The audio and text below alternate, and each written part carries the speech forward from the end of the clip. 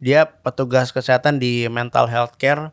Ada nggak videonya nyampe di Ustadz? Dia nyamperin para tentara IDF di sebuah di New York gitu Tongkrongan ya. gitu ya. Iya, tongkrongan. Terus kata-katain baby killer. Tiba-tiba beberapa jam kemudian dia di-cut dari pekerjaannya, dipecat. Emailnya tuh di story sama dia. Dia dapat email dipecat gitu loh. Namanya Jennifer Konings kalau nggak salah. Nah itu sampai segitunya ya mereka berani itu saat bersuara. Ya bagi mereka antisemitisme itu ya, itu termasuk kriminal tingkat tinggi di Amerika itu. Kalau sudah bicara antisemit itu akan pengaruh pada profesional. Jangankan dokter itu, yang ikut GSF kemarin 2025 yang lalu ya, itu banyak yang mengorbankan pekerjaannya. Iya. Profesinya benar-benar mereka ikut itu, mereka tahu ini kami pasti dipecat. Oke, itu menarik. Bahkan kami pun kalau pulang pun di penjara. Ada sebagian aktivis itu yang ketika pulang ke negaranya itu dipenjara oleh pemerintahnya. Oh. Iya betul. Ada siapa ya perempuan bestinya Mas Iqbal kalau di pelabuhan, aku lupa lagi. Jurnalis ini. Perancis ya? Enggak, jurnalis Inggris. Aduh, Sarah siapa gitu. Jadi sering sama Mas Iqbal Metro TV gitu. Akhirnya aku juga suka ngobrol sama Sarah di pelabuhan. Nah, kita kan mantau nih Sarah gimana ya. Ternyata dia tuh pas sampai Inggris, ini setahu aku ya. Pas sampai Inggris ditangkap. Kasian banget. Iya. Tapi semoga keadaannya sekarang berbalik ya, karena aku ngeliat Inggris juga udah semakin banyak yang pro Palestinians gitu. Narasinya Semoga sudah mulai positif. Iya, cuma pada saat itu Sarah kalau nggak salah pas sampai Inggris udah dibebasin, malah ditahan juga gitu. Nah yang ironisnya kan justru ditahannya sama negaranya dia. Kalau ditahan sama negara tujuan kayak itu 2 kali berarti. Israel di penjara, ketika pulang di penjara juga. Sarah tuh sempat di penjara Keziot Keziot apa ya, aku lupa lagi. Ya gitu deh.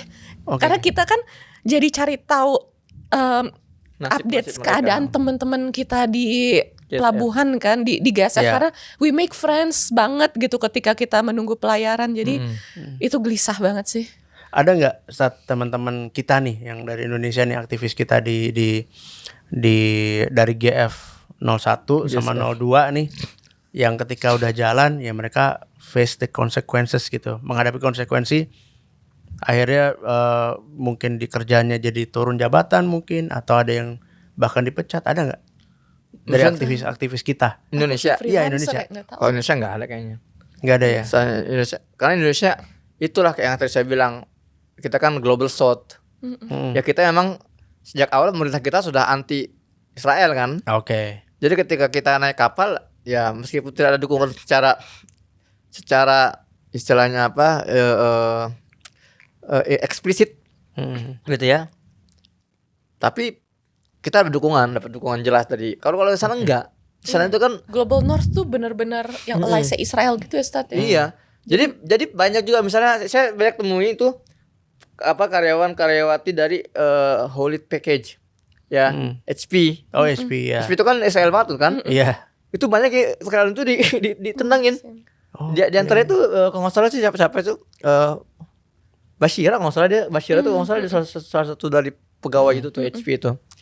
Ditendangin. Jadi mereka itu belayar tuh dengan meninggalkan semua pekerjaan yang menjadi kehidupan mereka udah siap dengan konsekuensinya berarti ya. Udah berhitung gitu. Aku jadi ingat yang jurnalis Sarah itu tadinya juga kerja di paper surat kabar besar, aku lupa apa.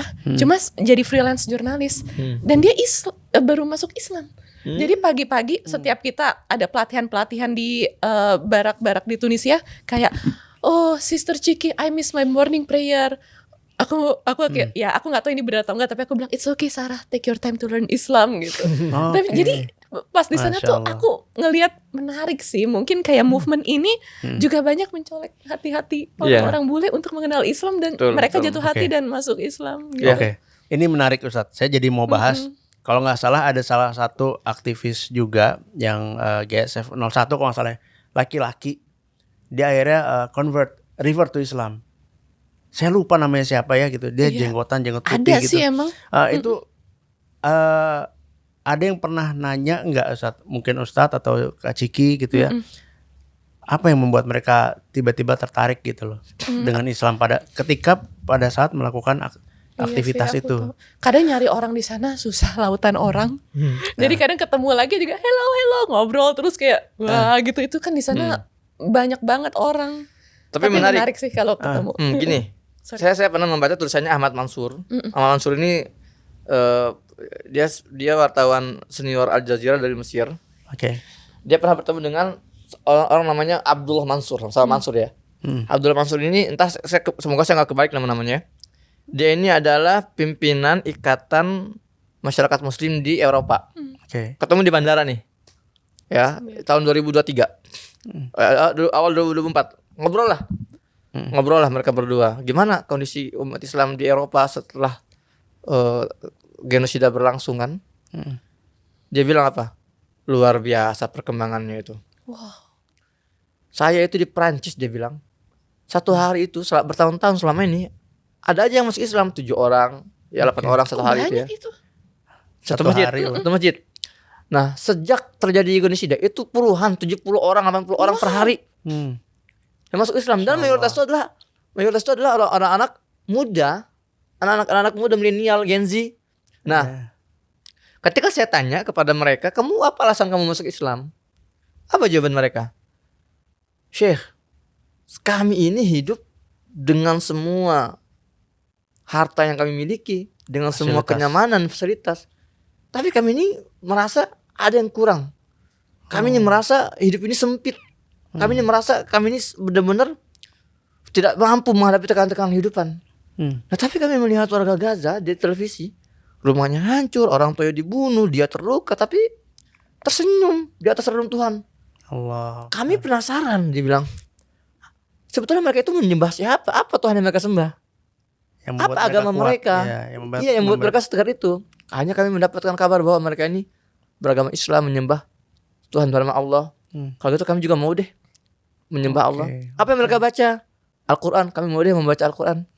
Jadi mereka melihat ya Gaza ini sebagai role model.